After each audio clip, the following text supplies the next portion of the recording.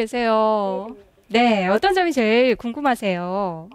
이거를 제가 그 정고산 직원을 통해서 제가 이거를 매수를 했어요. 네. 근데 계속 가져가야 되는지 지금은 손절이 좀 많은데 네. 그래도 어떻게 손절을 해야 되는지 네. 그게 궁금해서 전화를 한번 드려봤어요. 네, 증권사 직원 좋다 하는데 주가는 빠지고 여기서 손절을 해야 될까 아니면 좀 기다려볼까 고민 중이시네요. 처음에 네, 11,100원에서도 제가 이게 단가를 낮추셨군요. 네 낮춘 상황이거든요. 그래서 비중이 네네. 50% 되셨고요. 네네. 알겠습니다. 대한제강 살펴보도록 할게요. 시청자님 매수가 다시 한번 보겠습니다. 9,700원, 비중은 50%로 조금 늘어나 있는 상황인데요. 세 분 전문가 가운데 어떤 분에게 진단을 받아볼까요? 2번. 이재우 전문가요? 네, 네. 이재우 전문가님 도와주세요. 네, 시청자님 안녕하십니까? 반갑습니다. 네, 안녕하세요. 네, 9,700원 매수가시라고요. 네네. 대한제강은 일단 뭐 실적은 괜찮습니다. 그리고 저평가입니다. 그래서 충분히 뭐 제가치를 찾아가는 흐름이 앞으로 실적 악화만 진행되지 않으면 나올 수 있겠다라고 생각하는 종목 중에는 하나입니다. 근데 언제 올라갈지 그게 고민입니다. 그죠? 여기서 더 안 빠지고 어쨌든 뭐 시간이 좀 걸린다 하더라도 조금씩이라도 올라가면 그거 괜찮은데 지금 뭐 최근에 이제 분위기라든가 기술적인 흐름들 본다 그러면은 영 좀 탐탁치 않아 보이고 대한제강 같은 경우는 지난 2분기 때 실적 영업이익 기준으로 본다 그러면은 250억 정도, 200억이 넘는 영업이익을 기록하면서 상당히 좋은 실적을 보여줬는데 올해 3분기는 한 50억대 정도 뭐 그 정도 좀 줄어드는 것 같습니다. 아무리 좋은 실적을 냈다 하더라도 앞으로의 실적 전망이 나쁘다라고 하면 특히나 최근장 같은 경우는 주가가 빠진 경우가 많이 있어요. 근데 그렇다 하더라도 지금 현재 시가총액 1,800억대라고 한다 그러면 굉장히 저평가 구간에 놓여 있는 건 뭐 사실인 것 같습니다. 그래서 어쨌든 뭐 대한제강이 이제 뭐 올해 4분기 내년도에 가지고 뭐 실적이 대폭적으로 감소하거나 적자 흐름이 나지 않는다라고 하면 주가는 회복 구도를 보일 수 있을 것 같은데 단기로는 지금 현재 흐름 자체가 뭐 3분기 영업 실적도 약간 감소하는 흐름들을 보여줬고 뭐 기술적인 흐름도 그다지 썩 좋은 흐름들도 아니고 예, 그 다음에 기간이 그동안 꾸준한 매수세를 보여줬는데 최근은 조금 주춤하고 있어요. 이런 부분들이 주가를 좀 하락시키고 반등도 좀 제약시키는 그런 요인이 아닌가 그렇게 판단이 되어져요. 그리고 또 하나 대한제강 같은 경우는 과거에 올해 초였죠. 네, 이 종목이 이제 문재인 관련주로 분류가 되면서 한번 큰 상승이 한번 뭐 들어왔던 종목 중에 하나였어요. 그래서 이 대한제강의 자체적인 어떤 실적이라든가 이런 부분들은 뭐 큰 문제는 없으나 그리고 저평가에 대한 메리트는 있습니다만 전체 이제 테마주로 한번 분류됐다는 측면에서 뭐 신용도도 조금 뭐 그간에 좀 뭐 늘어났던 부분도 있었겠고요. 그 다음에 단기 매매 세력도 많이 뭐 매매를 하는 쪽이라 그런 부분들이 수급적으로 최근에 안 좋은 시장 상황 속에서 좀 꼬이게 만든 부분이 아닌가 뭐 싶어요. 그래서 현재 자리는 이 대한제강이 저평가 메리트는 있긴 하고 합니다만은 단기적으로 흐름 자체는 좋지 못하기 때문에 실질적으로 대한제강을 한 15에서 20%이 정도 가져간다라고 하면은 저는 뭐 추가적인 하락이 나온다 하더라도 조금 보유를 해도 무방하지 않겠나 그렇게 보는데 50% 정도 가져가기에는 조금 부담이에요. 예. 특히나 대한제강 같은 경우는 일단은 중용주급으로서 시세라든가 시장이라든가 분위기에 좀 단기적으로 영향을 많이 받는 종목이거든요. 그러면 현재 자리에서 50%는 좀 부담입니다. 조금 단기 손실이라 하더라도 제가 봤을 때는 한 절반 정도는 8,000원대, 지금 7,600원 오늘 종가 마감했으니까요. 반등은 좀 나올 것 같습니다. 반등이 나왔을 때 한 8,000원, 네, 200원 정도, 이 정도에서는 비중 좀 줄여놓고 그리고 보유하는 쪽이 어떨까, 네, 그렇게 생각이 되어집니다. 그래서 현재 자리에서는 대한제강의 어떤 주가 흐름 거래도 말라 있고 많이 빠지긴 했습니다만은 많이 빠졌다고 해서 주가가 무조건 뭐 올라가는 것이 아니고 단기로는 최근에 변동성이 계속 진행이 되기 때문에 8,000원대 넘어가는 구간에서는 뭐 좀 비중 조절 좀 해줬다가 나머지 물량만 조금 이제 단기 변동성 들어온다 하더라도 홀딩하는 쪽이 어떤가 의견 드리고 싶습니다. 혹시 궁금하신 사항 있으신가요? 제가 궁금한 점을 전문가님 다 말씀을 해주셔서 네. 그게 없는데 그러면 비중 그 8,200원 선에서 비중 조절만 좀 해서 그냥 단기적으로 갖고 가라는 그런 말씀이신가요? 한 15에서 20% 정도는 보유할 만하다고 봐요. 제가 봤을 때 뭐 테마에 엮여 있다, 뭐 좀 지저분해졌다, 뭐 이런 부분을 다 감안해도 굉장히 뭐 가격적으로는 상당히 저렴한 위치에 있다고 보거든요. 그런데 어쨌든 지금 장에서 그 선거에 관련주들 특히나 테마주들은 빼기 시작하면 굉장히 무섭게 빼는 경향이 있기 때문에 그런 측면에서 비중 좀 조절해 주자 그런 게 맞는 거고 특히나 이렇게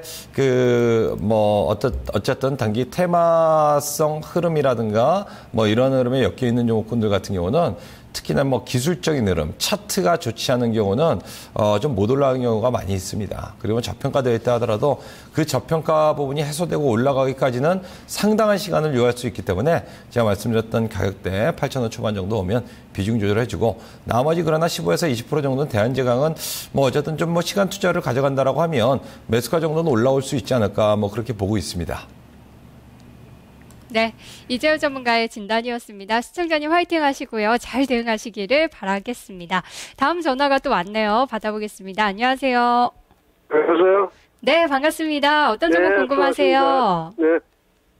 네, 종목 말씀해 주세요. 네, 한솔테크닉스. 네, 매수가 비중은요? 22,000원요? 비중이 어느 정도세요? 50%. 22,000원이면 상당히 매수하신 지 좀 된 것 같은데요. 네, 오래됐습니다. 1년 넘었어요. 네, 그동안 한 번도 팔 생각 안 해보셨나요? 자꾸 계속 사고 난 뒤부터 조금 올라갔다가 그 다음에 내려오는 시간이 많았고, 작년도, 유상증자 해가지고, 네. 거기까지 올라왔었는데, 조금 더 올라가지 싶어서 기다리다가 쭉 기회를 놓쳐버렸습니다. 아이고, 네. 손실이 좀 많이 나신 상황이에요. 예, 또 예. 요즘 얘기 나오면서 최근에 급락해서 놀라셨겠어요. 네, 그래서 너무 걱정이 돼가지고 한번 물어보려고 전화했습니다. 네. 저희가 자세한 진단을 해드리도록 하겠습니다. 종목 네. 정리해 볼게요. 한솔테크닉스입니다. 매수가 22,000원, 비중은 현재 50%신데요. 세 분 전문가 가운데 어떤 분에게 진단을 받아볼까요? 김성철 전문가님. 네. 김석철 전문가님 도와주세요. 네.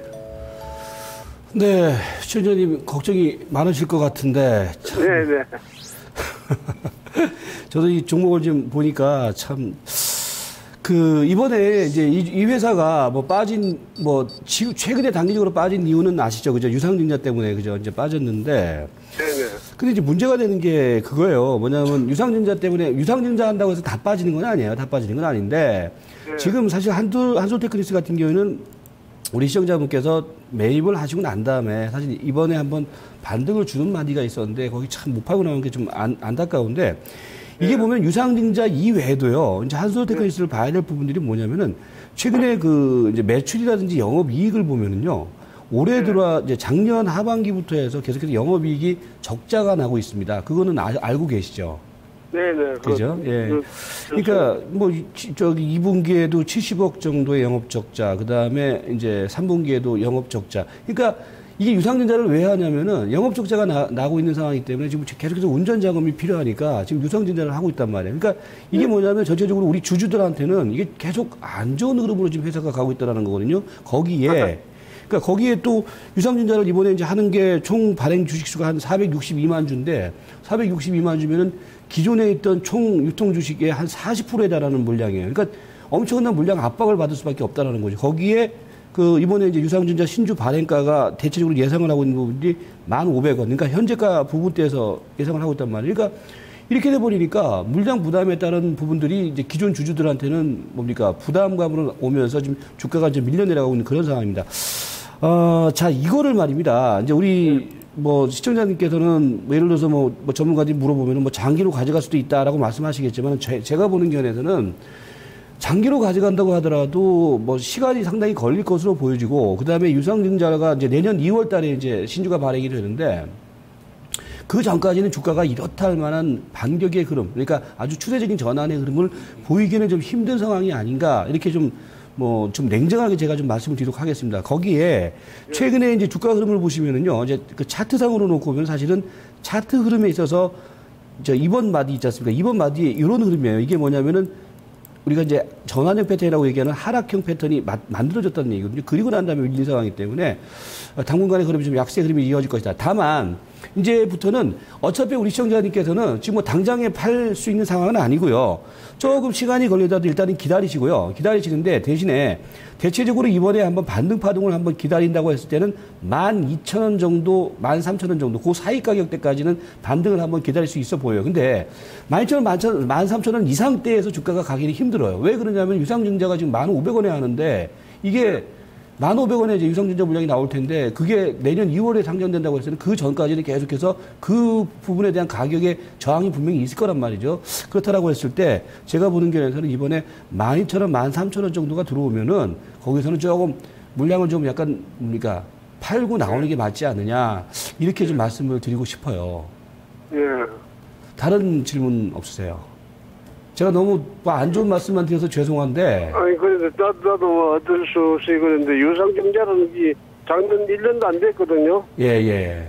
1년도 안 되고 또 유상증자를 한다 하니까. 그러니까 그게 문제예요. 이거 기존 주주들한테 계속 이제 물 타놓는 거예요. 이게 주식을 계속해서 발행하면서 자기네들 영업이 회사 열심히 일해갖고서 돈 벌 생각들을 안 하고 자꾸 예. 유상증자 발행하고서 기존 주주들만 애매기고 앉아있는 거거든요. 한국에서 이것을 유상증자라 하라고 물론 법적 조치는 밟았겠지만은 그 자체가 의심스러울 정도래요. 그러니까 어떻게 해서 이런 회사에 자꾸 유상증자를 하도록 말이지. 그걸 얘기입니다. 정보가 중요한 게 아니라 그거를 우리 개인 투자가들이 사실은 청약을 하지 말아야 돼요. 청약을 하지 말아야 되는데 근데 예를 들어서 뭐 싸다라는 관점 때문에 청약들을 자꾸 하신단 말이에요. 그러니까 아무튼 뭐 그 부분은 우리가 여기서 뭐 우리 선생님하고 같이 뭐 논쟁할 거는 아닌 것 같고요. 일단은 좀 냉정하게 판단을 내리세요. 이거 갖고서 제가 보는 경우에서는 길게 가져갈 수 있는 상황은 아니라고 보여요. 그러니까 이번에 급락 이후에 지금 오늘부터 약간 기적 반등이 들어오고 있는데요. 이번에 기적 반등 들어오면은 좀 팔고 나오는 쪽으로 좀 힘드시겠지만은 그렇게 좀 대응을 해주세요. 네. 시청자님 결단이 좀 힘드실 것 같은데요. 도움이 좀 됐으면 좋겠네요. 자, 2부는 이 종목까지 보도록 하겠습니다. 잠시 후 3부에서도 종목 진단 계속해 드리니까요. 채널 고정해 주시기 바랍니다.